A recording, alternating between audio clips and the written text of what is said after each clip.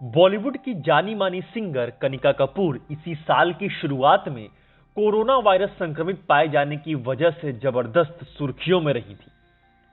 उन्हें लेकर इस वक्त इतनी चर्चाएं रही कि वो गूगल पर सबसे ज्यादा सर्च रहने वाली शख्सियत बन गई।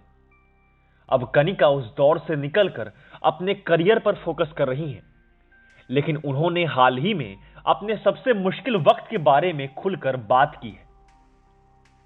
उन्होंने अपने लेटेस्ट इंटरव्यू में बताया कि कोरोना संक्रमित पाए जाने के बाद उन्हें क्या कुछ झेलना पड़ा।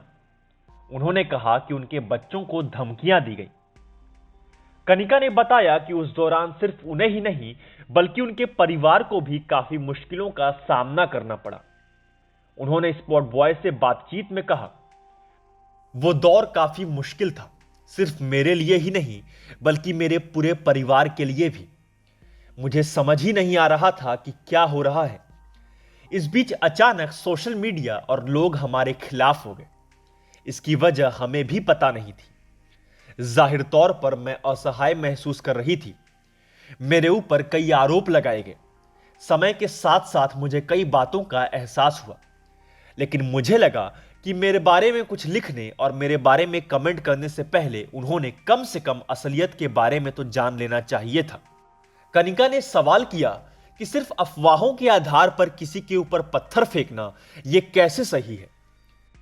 उन्होंने यह भी कहा कि 2020 में मैंने चीजें सीखी।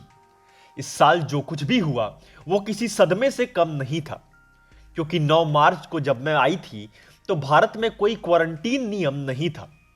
10 को तो हर कोई होली खेल रहा था और इसके बाद मैं लखनऊ अपने माता पिता के घर भी गई। इसके बाद 16 और 17 को मुझे बुखार आने लगा।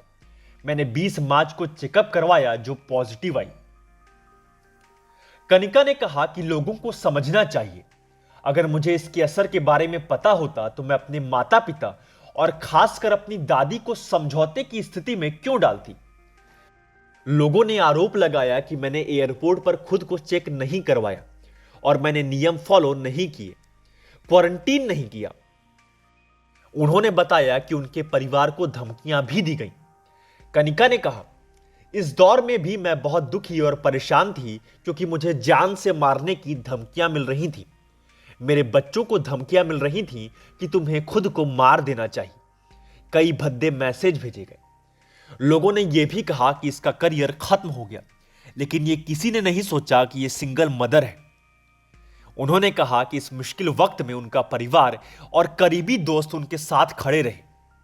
वहीं गूगल पर सबसे ज्यादा सर्च किए जाने की खबर पर कनिका ने कहा, मैं सही कारणों की वजह से सर्च नहीं की गई तो इसमें जश्न मनाने जैसी कोई बात ही नहीं है।